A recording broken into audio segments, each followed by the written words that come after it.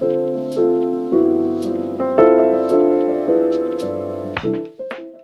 going to remove the left floorboard assembly, the outer primary assembly, put it someplace safe so it doesn't get scratched.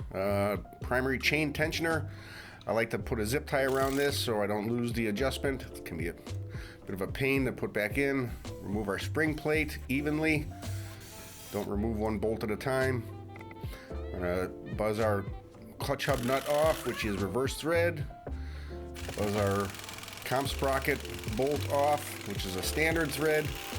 Take the clutch hub, comp sprocket assembly, set it aside someplace safe. Flip the clutch basket upside down and allow the clutch plates and tension springs to fall out of the clutch basket. Here I'm center punching all of the rivets that hold the starter ring gear to the stock clutch basket. Remove the clip retaining the inner clutch hub and also the clip that is retaining the clutch hub bearing. Depending on the mileage of the bike, we can reuse the bearing or replace it, as it only spins when you're holding the clutch lever in. All other times the clutch hub is locked up to the outer basket. Press the inner hub out. You'll feel it release. That will be reused. Next, we're going to remove the clutch hub bearing from the clutch basket.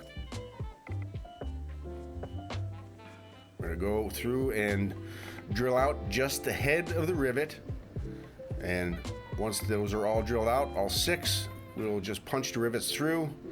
There's another method where some of my coworkers will grind off the head of that rivet. So there's the stock clutch basket. You can see how thin that rib is. Also being made out of cast, it is inherently a weaker product.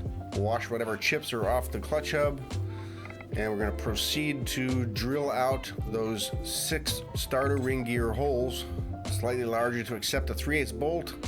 That drill bit is approximately 0.372. So drill that out, all 6 holes. Deburr any burrs that may be on there. Just clean it up a little bit. Install your ring gear onto the new Trask Billet basket. Comes with new hardware and lock tabs. Red Loctite, 35 foot-pounds. Install all 6. Just get them all started, buzz them down, and then torque them. Again, 35 foot-pounds. Bend a lock tab over, which is just insurance that the bolt cannot back out. There's 2 lock tabs per plate, so it can, if you want to be aggressive, you can bend over both. Press your bearing back in. Make sure to press it in square so it does not cock and remove any aluminum. We're going to press the inner hub into the clutch hub bearing. The socket there is larger than the shaft. It's going to support the bearing race, but the shaft will fit through into the socket so that you can press the hub all the way onto the clutch bearing. Install your retaining clip on the inner clutch hub. Make sure it seats down into the groove. I do this and make sure it rotates in the groove. Clutch hub bearing retaining clip. There you are. Install new clutch basket assembly and comp sprocket back onto the motorcycle. You're going to torque your comp sprocket to 175 foot-pounds and your clutch basket to 80 foot-pounds with red Loctite. Note that the clutch basket is a reverse thread, left-hand thread instead of right-hand. So torque that baby. Put your clutch pack in as it came out. It'll be the flat spring plate, the convex spring plate, small fiber, and then repeat steel fiber, steel fiber.